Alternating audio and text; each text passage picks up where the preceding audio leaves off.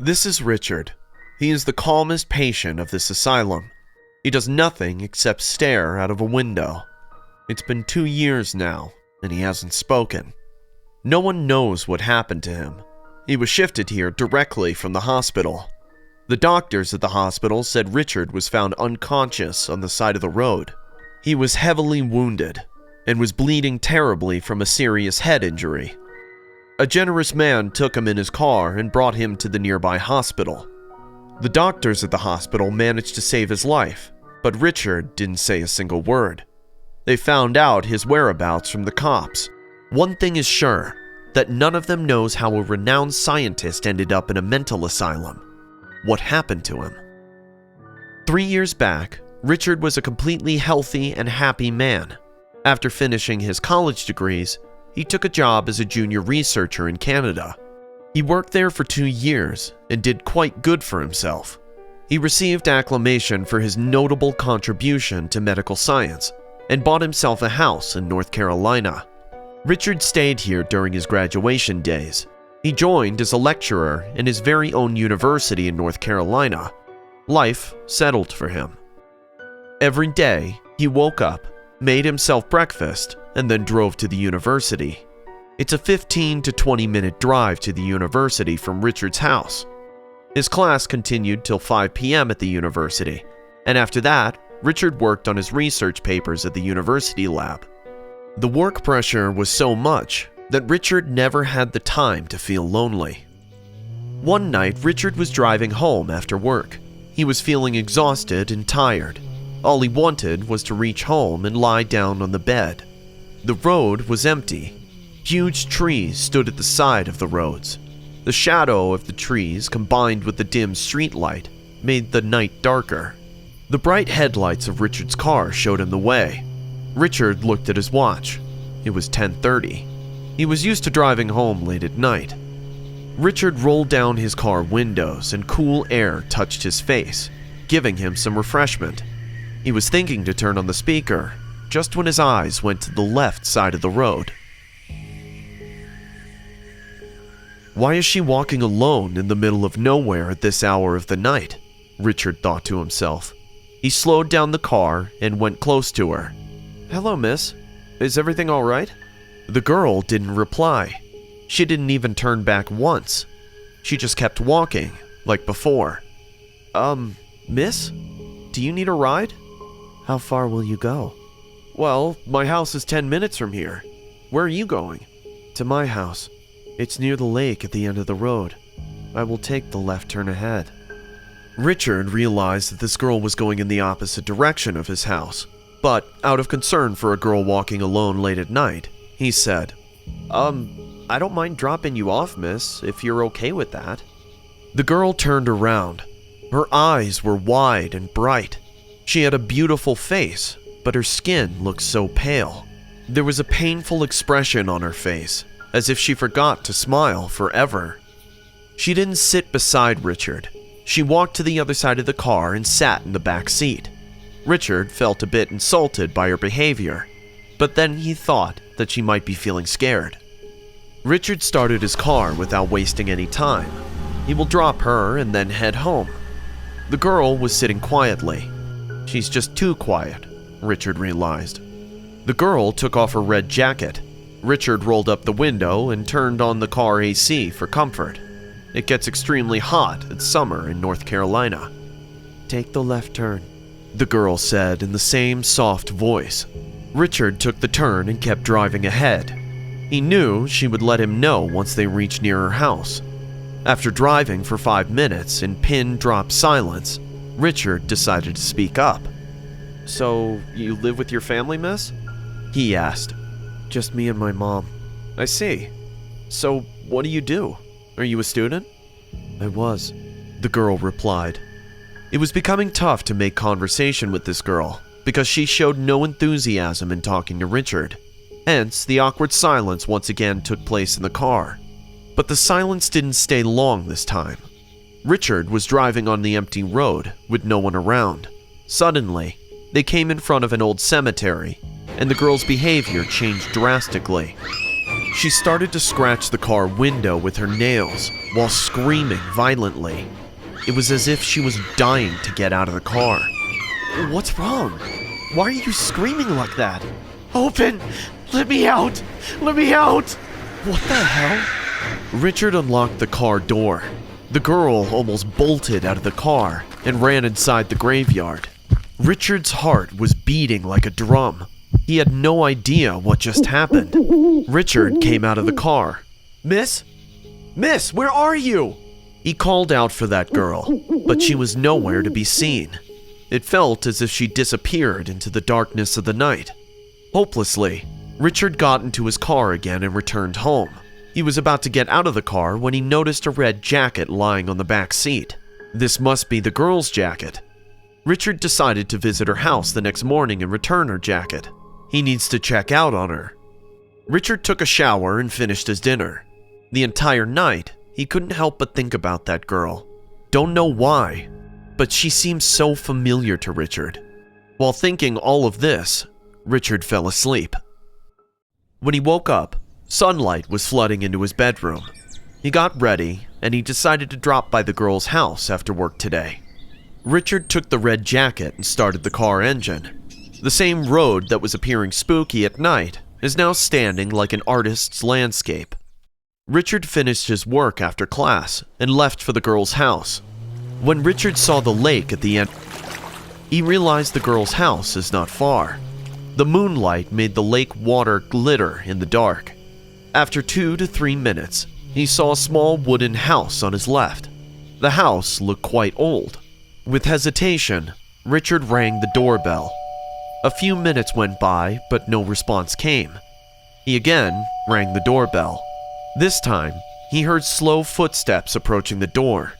A feeble old woman opened the main door. She seemed old, but her face looked older from sorrow and pain, just like the face of that girl from last night. Ma'am, my name is Richard. I gave your daughter a lift last night while she was coming home. I would have dropped her home, but she got off near the cemetery without saying why. She even forgot her jacket in my car. I hope she got home safely last night. I just came to give her jacket. If you can... Ma'am? What's wrong? Is your daughter all right? This can't be my daughter's jacket. There's no way that she could ask for a lift. Why not? It's been 7 years since my daughter was found dead in that cemetery. Some monster gouged her eyes and cut out her heart. She died a horrible death. My poor Lydia. The woman broke down into tears, holding the main door. Richard noticed a big photograph hanging on the wall nearby. The same girl from last night was in the photograph, except she was standing in front of the science lab of North Carolina University. Oh my God, it was her. Richard stumbled back to his car. He remembered her. The car took up speed as Richard pressed the accelerator hard. Richard remembered this girl. It all happened during his college days. One night, Richard was wandering around, being all high in the graveyard. He took a challenge proving that there was no such thing as ghosts. He thought he was the only one around in the cemetery, but suddenly, he heard a girl screaming at the top of her lungs.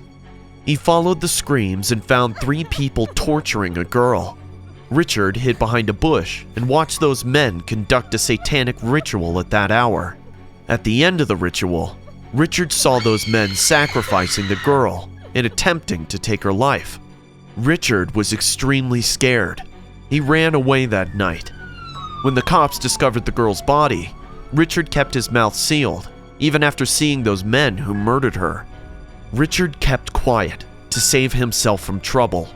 He behaved like a coward, and maybe this is why Lydia came to take her final revenge that night. After meeting Lydia's mother, Richard was rushing home. He was out of his mind. He couldn't believe he gave a lift to a dead girl last night. A sense of guilt mixed with fear numbed Richard's mind. He was almost near the turn when the same girl from last night came running towards his car from the bushes. Her eyes were hollow. There were no eyeballs in them. There was a big hole in her chest where her heart should have been. "You could have saved me! You could have saved me!"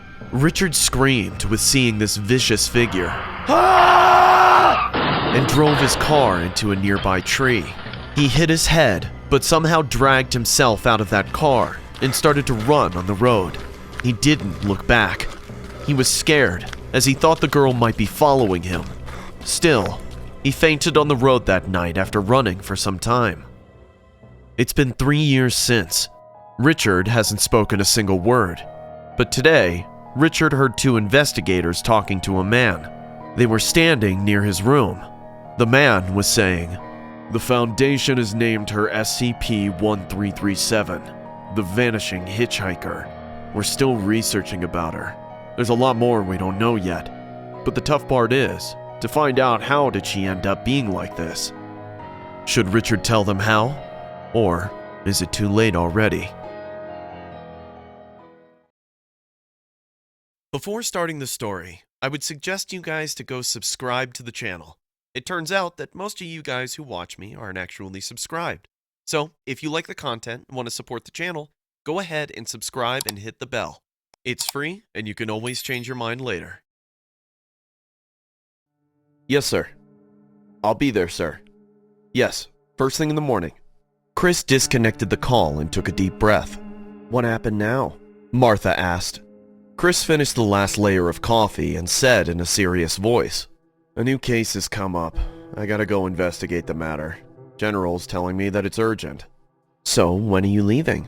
Martha asked.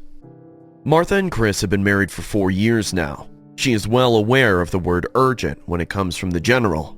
Chris works with the SCP Foundation that operates dangerous creatures and contains them to save mankind.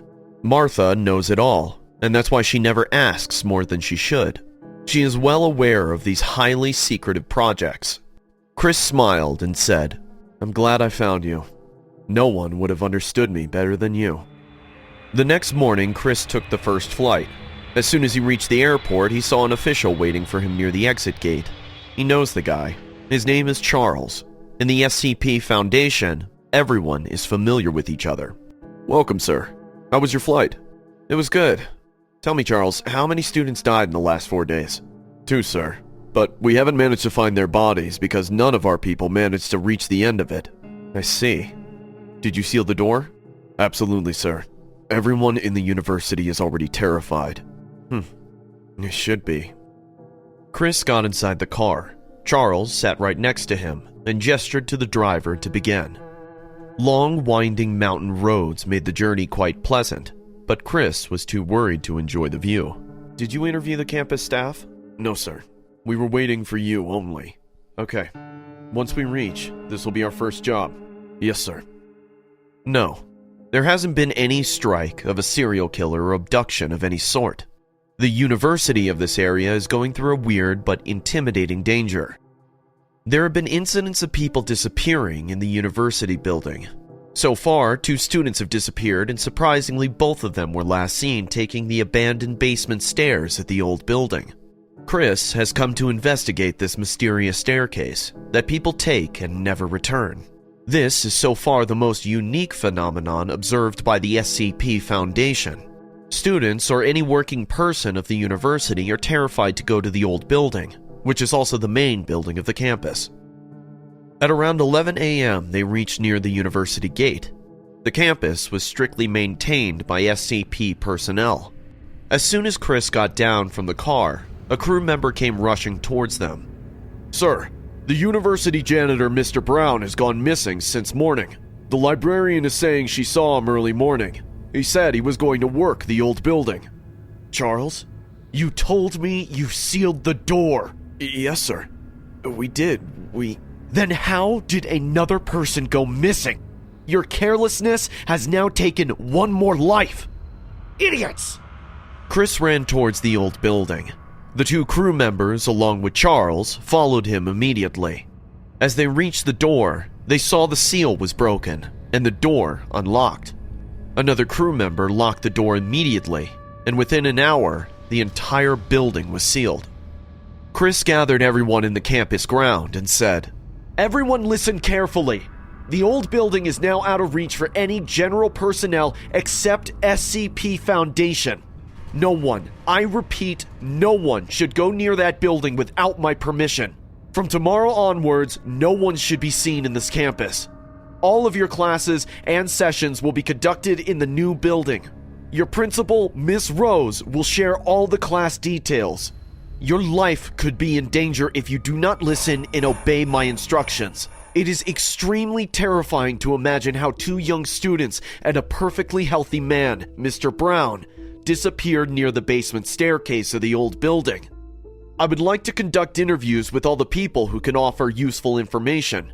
Please step forward and help us find out what exactly happened with 3 people. The students started to walk towards the new building. Charles, take me to the principal's office, Chris said. Miss Rose was sitting in her office with a frightened face. May I come in? Yes, please have a seat, Mr. Smith. You can call me Chris. Okay, Chris. You have to help me. The trustees are going mad over the student's mysterious disappearance. And now the janitor. I'm out of my mind. What the hell is going on here?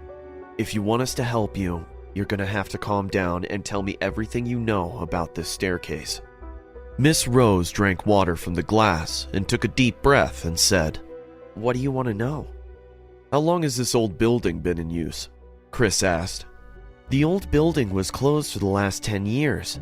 We were using the new building only, but due to the increased number of students, the trustees decided to renovate the old building and shift some classes there. It's been 3 months since we started using that building. Everything was going fine. I don't know how this all started. Miss Rose's face was filled with tension and worry. Who uses the basement area? Chris said. Miss Rose took a pause to think, and then said, Actually, no one uses the basement. In fact, no one exactly knows how the basement looks. None of us have been there since it was renovated. The door was locked for a long time. Even during the renovation, it was out of use as well.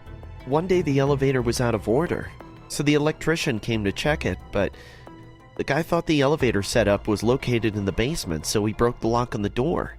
But before he could enter, he'd been informed that the elevator room was at the top of the building, so he never went there, but the door was unlocked.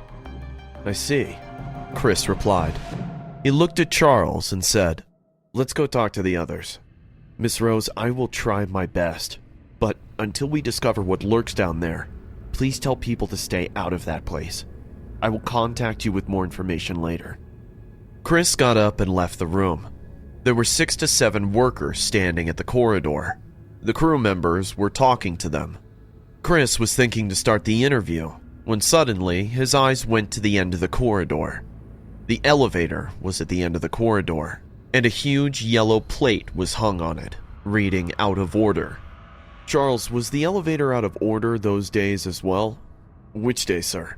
The day the 2 students went missing. Yes, I believe you're right. The elevator was out of order on both days, and today it's out of order again. Chris overheard 2 workers saying, I'm sure they heard the child crying. That's why they followed. Hey, you, come here. A lean, average height boy, dressed as the cleaning guy, came to Chris with a scared face. What were you saying about the child crying? Chris asked. The boy said a dead child haunts the basement staircase. Whenever the elevator is out of order, the child starts crying. People eventually take the staircase when the lift isn't working, but very few people know that the basement staircase is abandoned and there's no use of it. But once you step inside to follow the child's cry, you are doomed. The more you go down, the louder the cry gets. You never reach the end, and you never come out again. Prepare the crew members. They'll be going in now. I want to know what's at the end of that staircase, Chris said. 2 crew members went inside the staircase wearing helmets. They were being tied to ropes so that the others could pull them out immediately if anything went wrong. Night vision cameras were fit onto the helmet to capture video recordings. They entered the basement, and the camera started recording. Go on. Keep going. What is that, sir? Chris looked at the camera closely. There was something in the dark, like a face, but before he could see it clearly, a huge scream of a child took place right near the camera. Both of the crew members screamed, and everything went dark. When they pulled out the ropes, they only found half the bodies of both of the crew members. It seemed half of their body was sliced by someone in there. The SCP Foundation is still trying to discover the mystery behind the staircase. They won't rest until they find it out. They have named it SCP-087, the Stairway. But Chris received the shock of his life after restoring the footage. Here, we are sharing the same footage with you. Take a look, if you dare.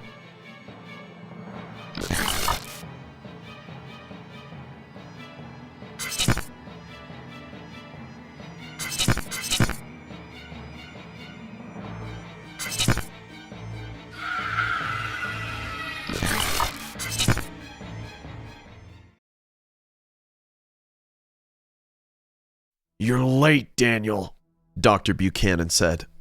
Daniel stood outside the lab with an awkward face. He just joined the Foundation as a trainee. It won't happen next time, Dr. Buchanan. Huh, it better not. Dr. Buchanan gave Daniel a warning stare and began his demonstration.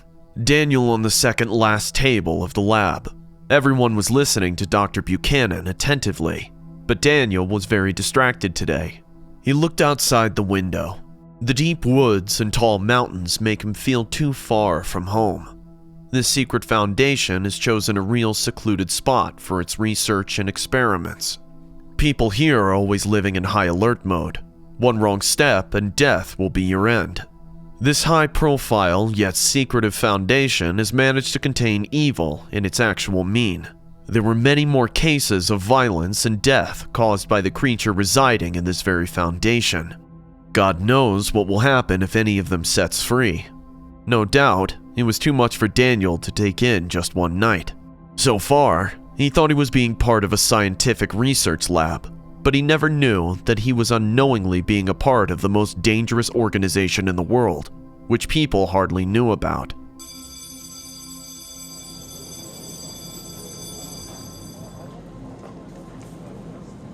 I hope you started on your research paper, Daniel.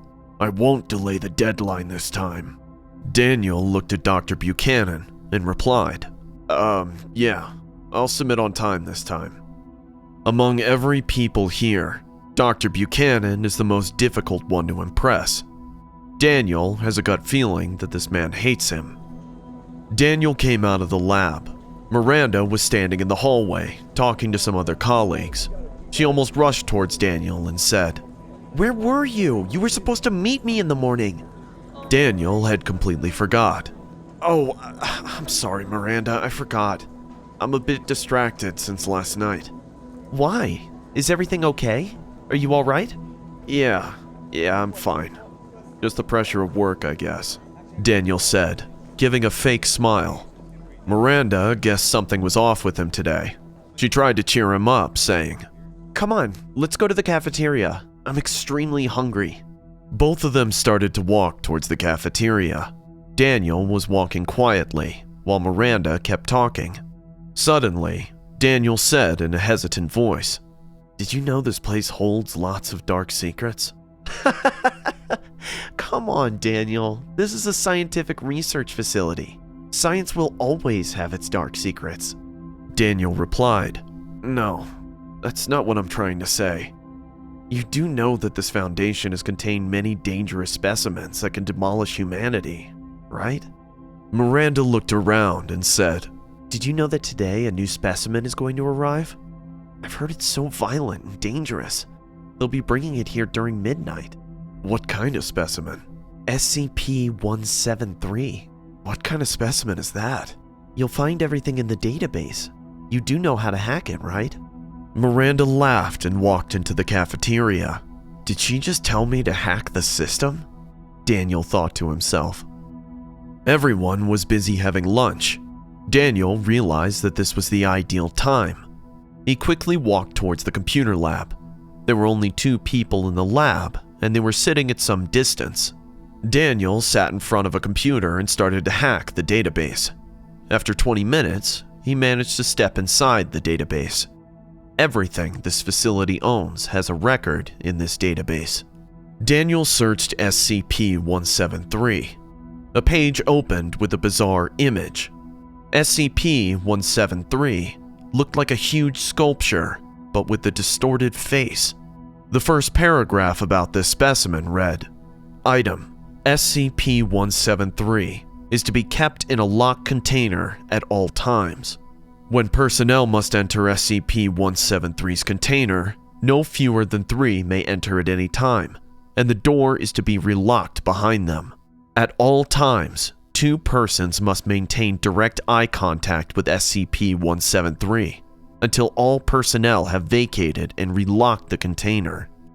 An immediate question popped into Daniel's mind. What happens when eye contact has been broken with SCP-173? But the last paragraph answered his question immediately. It read, "Line of sight must not be broken at any time with SCP-173. Personnel assigned to enter the container are instructed to alert one another before blinking. The object is reported to attack by snapping the neck at the base of the skull, or by strangulation." My God, what is this Foundation up to? The entire day, Daniel kept thinking about SCP-173. He was terrified with his description, but at the same time, he was feeling curious as well. 2 days went by, and Daniel kept roaming around the facility. He knew SCP-173 is here now. The tight security of the facility is signifying that only. Dr. Buchanan came to class late that day. Everyone was submitting their research paper, just when Daniel noticed he had forgotten his file at home. He walked up to Dr. Buchanan and said, "Hey, I forgot my file at home. Can I submit it tomorrow?" "You think I'm stupid, Daniel. I told you I am not going to extend the deadline this time." "But I'm not asking you to extend the deadline. I've already finished it, I just forgot it at home. I'll submit it tomorrow." But Dr. Buchanan didn't listen to Daniel's words. He struck some points from Daniel's performance chart and said, "The more it will take you to submit the file, the more points you will lose, Daniel. Rules are rules." Daniel came out of the class with a furious face. Dr. Buchanan wanted to punish him for no reason. This guy is always looking for ways to make Daniel's life complicated. Anger brings vengeance, and this is what led Daniel to become someone that he is not. That evening, before leaving the facility, Daniel hacked the database one more time. He found out SCP-173 was kept in the second basement, and Dr. Buchanan is in charge of its containment. He came home, took a shower, and made his master plan. It's time to teach Buchanan a lesson. Around midnight, Daniel started from his house. He reached the facility and very carefully and silently snuck into basement 2. He stood in front of the corridor and saw 2 security guards standing outside the containment cell of SCP-173. The security room stood on his left. Another guy was sitting in the room and watching SCP-173. Daniel tiptoed inside, and before the guy could turn around, he knocked him out. He noticed SCP-173 moving around the cell. The creature was standing near the door and secretly waiting for a single chance to get out and set free. He called Dr. Buchanan from the security room and said, "Hurry up, doctor. You must come soon. SCP-173 is showing new signs in its behavior. The security has entered its cell and maintaining eye contact. You must hurry up now," and disconnected the call. Daniel then dressed in a lab coat and wore a protective mask to hide his face. He then walked to the security guard standing outside and said, "You can all be released now. Dr. Buchanan will be here with his team. We're going to run some experiments on SCP-173. The guards looked at each other in suspicion. "If you want, you can confirm by calling Dr. Buchanan yourself," Daniel said. One of the guards dialed Dr. Buchanan's number. "Hello, Dr. Buchanan. Are you coming?" Dr. Buchanan replied in an excited tone. Yes, I am almost near the facility." The guards then walked away, leaving Daniel in front of the containment cell alone. Daniel's plan worked out. All he had to do now was wait for Buchanan to arrive. After 5 minutes, Dr. Buchanan came rushing down the corridor. "Where is everyone?" he asked. Daniel replied in a serious voice. Everyone is waiting for you inside, Doctor. Would you like to go in? Dr. Buchanan replied. Okay, but how many people are keeping eye contact with SCP-173? Daniel replied. 3 personnel are there already. You will be the 4th one to enter. Dr. Buchanan was so excited that he forgot to ask for ID proof or any detail of the man telling him all this. He had no idea what was waiting for him inside the door. Come on, Doctor. Everyone is waiting for you inside, Daniel said in the same fake voice. Dr. Buchanan opened the containment cell with his key. It's a rule to lock the containment cell, even if there are people inside. Under no circumstances, these creatures can be left unlocked. Without a single doubt, Dr. Buchanan opened the door and quickly stepped in. Daniel didn't waste a single second, as he saw the sculpture running at Dr. Buchanan in full speed. But you said... Oh my God, where is everyone? Open the door! Open! Dr. Buchanan didn't have to wait longer. He could scream only once, and then the sound of his neck being snapped took place. This door locks itself from the outside, so Daniel walked out of the facility in that disguise and slept peacefully that night. The next morning, the entire facility shook in fear. Dr. Buchanan's body was seen lying inside the containment cell through the CCTV camera. The guards reported that Dr. Buchanan came to do some experiments with his team, but it seemed like he came alone. People at the facility still can't figure out how Dr. Buchanan became so desperate to examine the SCP-173 that he entered its cell all by himself.